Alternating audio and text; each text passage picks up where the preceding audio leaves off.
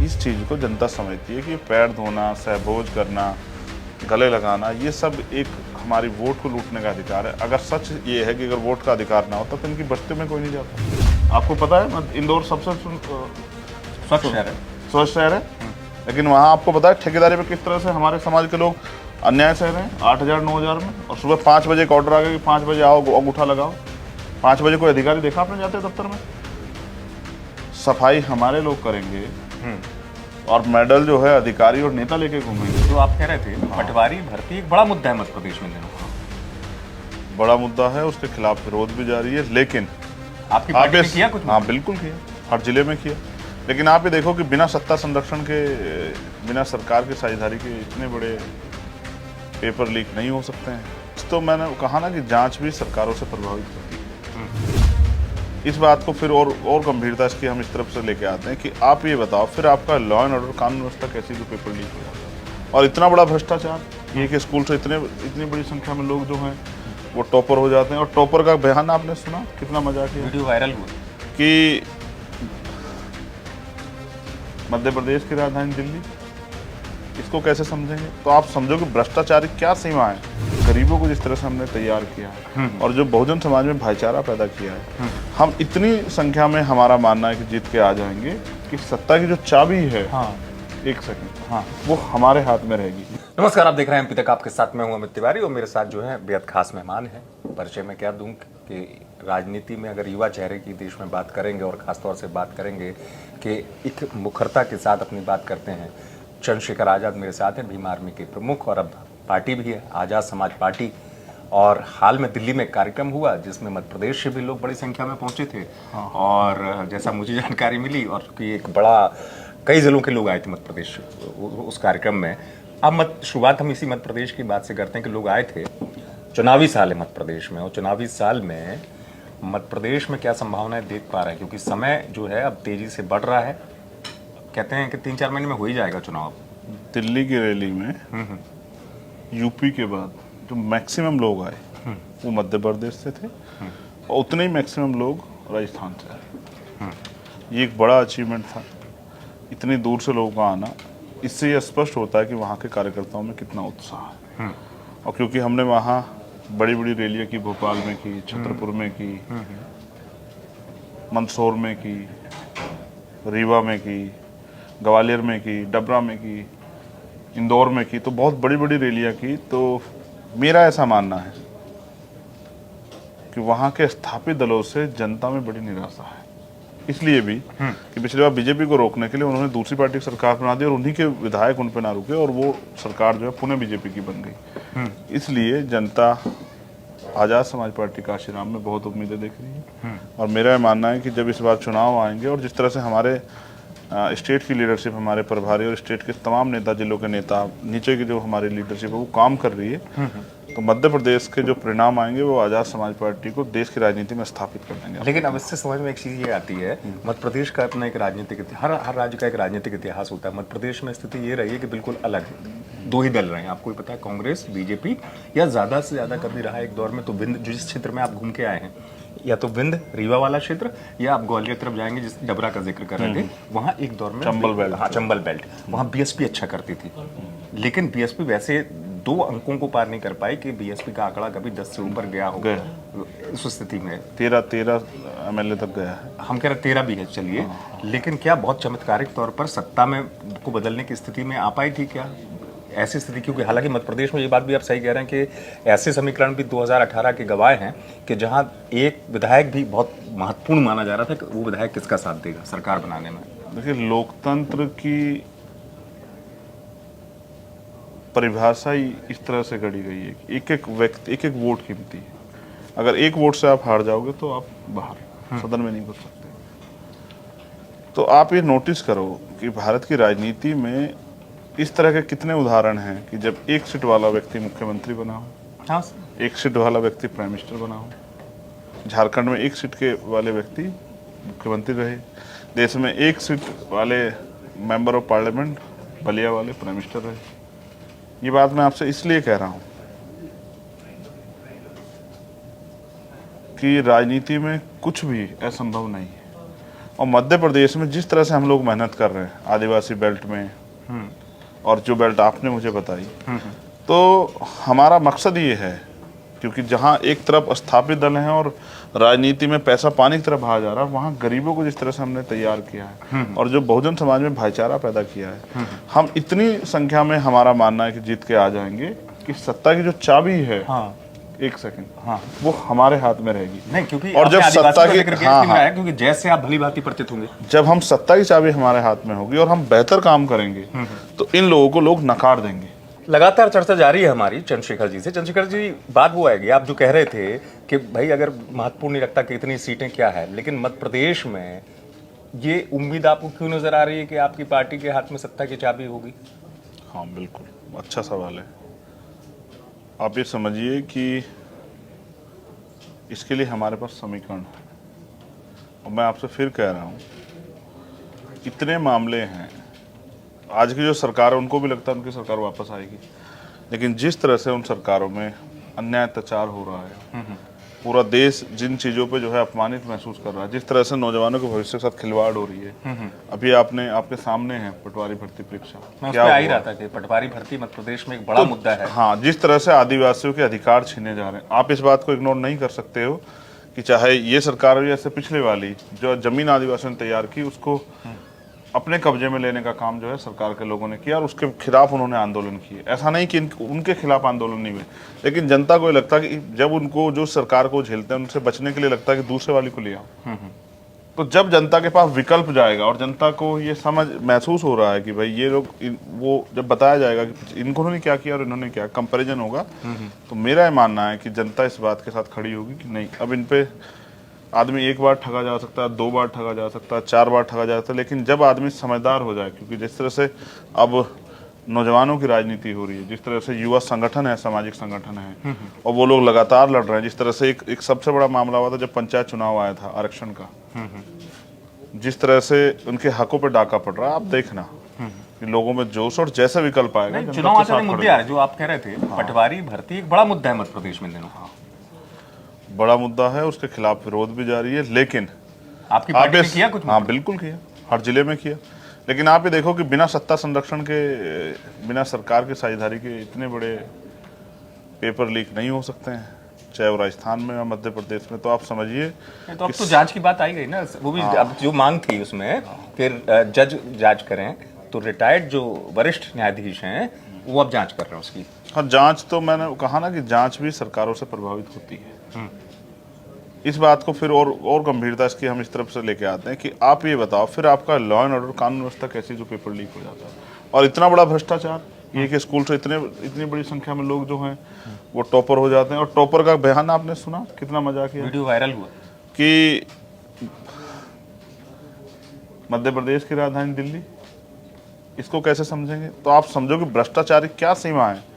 और जिनकी सरकार है वो तो, उनको देखो, अगर उनके लिए सत्ता ही सब कुछ है, चुनाव हार जाएंगे तो विधायक तोड़ेंगे, खरीदेंगे, नहीं मानेंगे तो ईडी, सीबीआई, इनकम टैक्स। इसी के विरोध में तो कल हम दिल्ली जंतर मंतर परसों इकट्ठा हुए कि ये जो अन्याय आप कर रहे हैं, और आपको एट द लास्ट, आपको जनता की लड़ाई नहीं आप लड़ोगे, आपको सिर्फ चुनाव लड़ना है, तो जनता भी, अगर जनता को विकल्प मिल जाए तो जनता भी तैयार बैठी है ऐसी सरकारों को उखाड़ फेंकने। तो जो बात आप कह रहे हैं वही कमलनाथ भी कह रहे हैं एमपी में, कांग्रेस में। तो अब आप स्थिति जब आएगी, इसलिए मैं पूछ रहा हूँ, कहते हैं ना जब राजनीतिक समीकरण है वो तो वक्त पर निर्भर करते हैं कौन किसके साथ, लेकिन फिर भी आपकी जो पार्टी है किसको ज्यादा नुकसान पहुंचाएगी, कांग्रेस को, बीजेपी को, या किसके लिए? अगर सॉफ्ट कॉर्नर की बात आएगी, जाहिर सी बात है बीजेपी नहीं है, किसके लिए एक सॉफ्ट कॉर्नर तो रहेगा ना? ये अलग अलग चीजें हैं। हाँ। पहली बात तो राजनीति कभी किसी को नुकसान पहुंचाने के लिए होती नहीं। किसी की तो वोट पर में जाएगा। क्यों, कोई लोग गुलाम है क्या उनके? खरीद रखे हैं क्या लोग उन्होंने?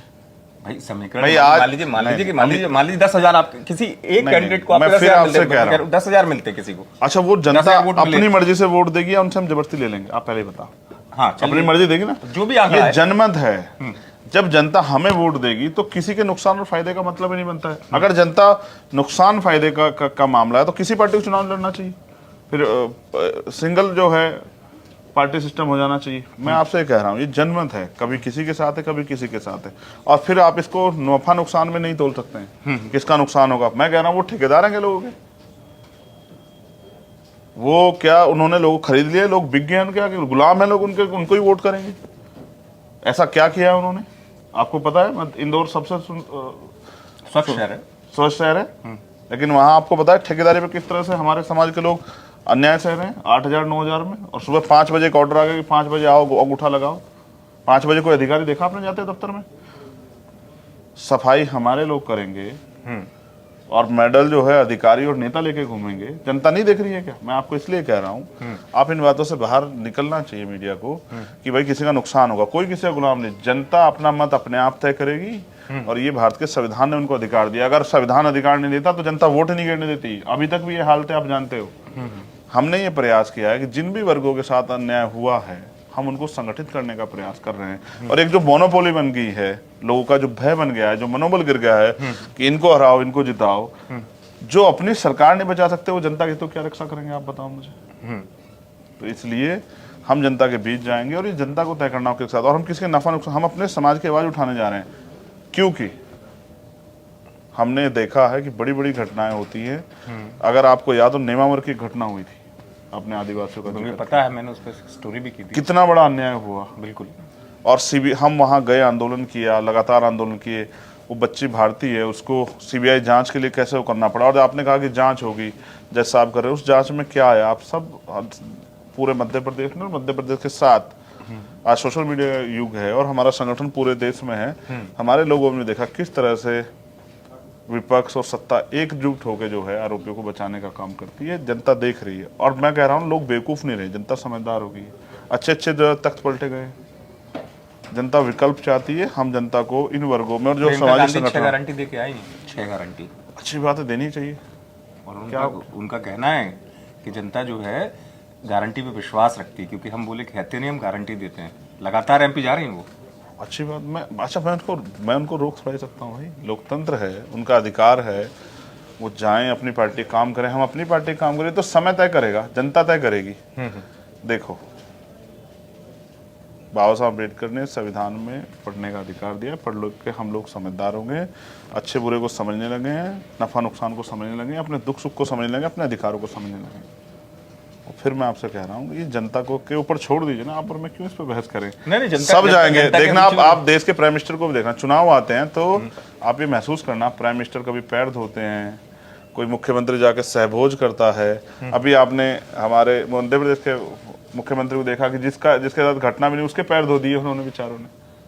आप समझते हो इस चीज को? जनता समझती है कि पैर धोना, सहभोज करना, गले लगाना, ये सब एक हमारी वोट को लूटने का अधिकार है। अगर सच ये है कि अगर वोट का अधिकार ना होता तो इनकी बस्ती में कोई नहीं जाता। सब जानते हैं इस बात को और जनता जो है ना वो जनमत से इस बार वो देगी, जवाब देगी।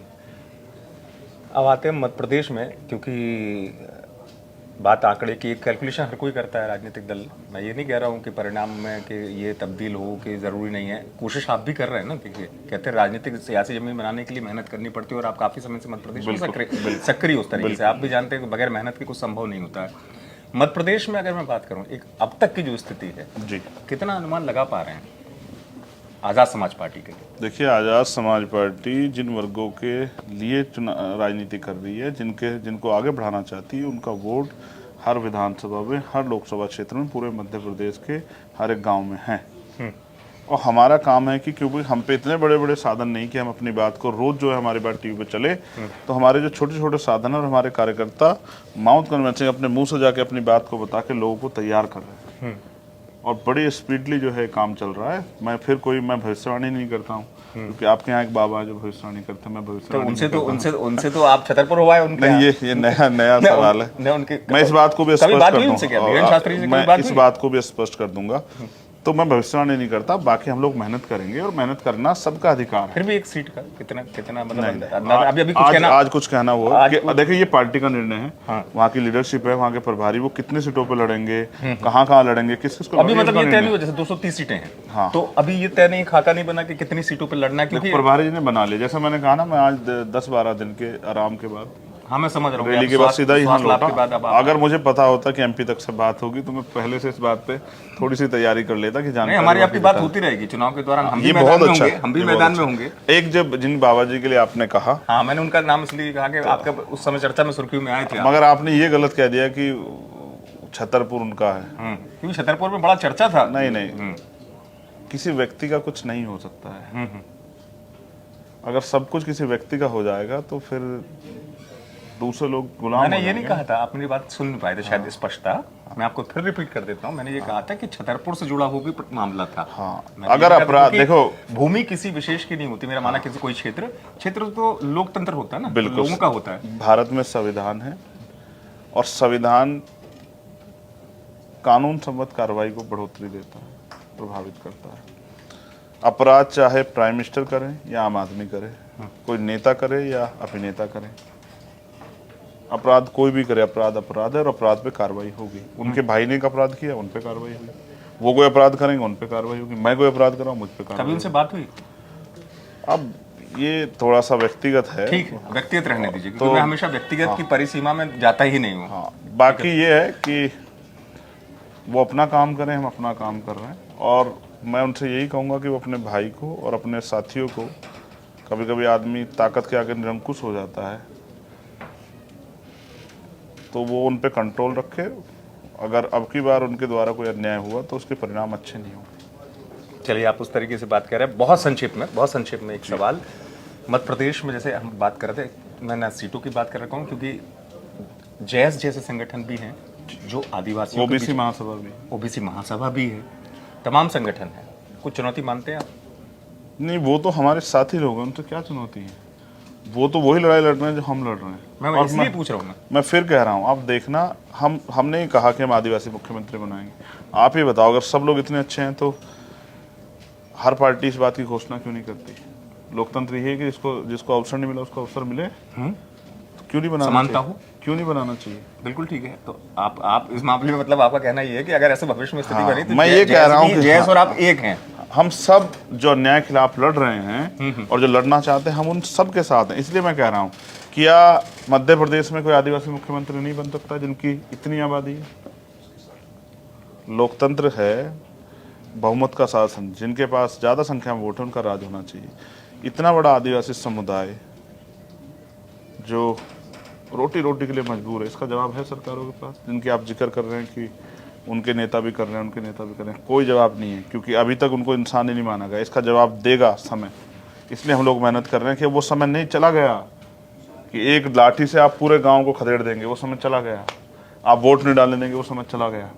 आप मूछे रखने पे हत्या कर देंगे, आप पे सर पे पेशाब कर देंगे, आप थूक चटाएंगे, आप मार के जो है जमीन में गाड़ देंगे 5-5 बच्चियों को, रेप करके हत्या कर देंगे, वो समय चला गया। अब ऐसा करोगे तो आपको जो है ना, भीम आर्मी के लोग, जैस के लोग, तमाम जो सामाजिक संगठन जवाब देंगे और सड़कों पे आके आपसे जवाब लेंगे। अब आप हमारे अधिकारों को लूट नहीं सकते हो, मध्य प्रदेश हो कोई सा हो। तो हम मजबूती से काम कर रहे हैं और हम समीकरण बना के इस लड़ाई को लड़ेंगे। आप देखना कि हम इस लड़ाई में कामयाब होंगे। चलिए, शुभकामनाएं आने वाले वक्त के लिए। बहुत बहुत धन्यवाद चंद्रशेखर जी। समय, चूंकि आज मुझे पता था कि व्यस्त हैं आप और स्वास्थ्य लाभ के बाद आए, लेकिन एमपी तक के प्रति आप पहले भी एक बार जब साक्षात्कार हुआ, आप हमेशा एमपी तक पर जुड़ते हैं, इस बात के लिए मैं आपका आभारी भी हूँ। नहीं, मैं जरूर एमपी तक से लगातार बात करता रहूँगा। एमपी तक के जरिए हमारी बात दूर तक जाती रहे, मध्य प्रदेश के लोग हमें सुनते रहे, इसके लिए हम एमपी तक पे जरूर बात करते हैं। बहुत बहुत धन्यवाद। तो ये थे चंद्रशेखर आजाद, जिन्होंने स्पष्टता से और बड़ी बेबाकी से हर सवाल का जवाब दिया। उन्होंने खुद समय का उदाहरण दिया, और मैं भी कहता हूं कि समय ही निर्धारित करता है आने वाली परिस्थितियों को और स्थिति को। अब चुनाव में जो कुछ होगा वो आने वाले समय में ही देखने को मिलेगा। आप देखते रहें एमपी तक।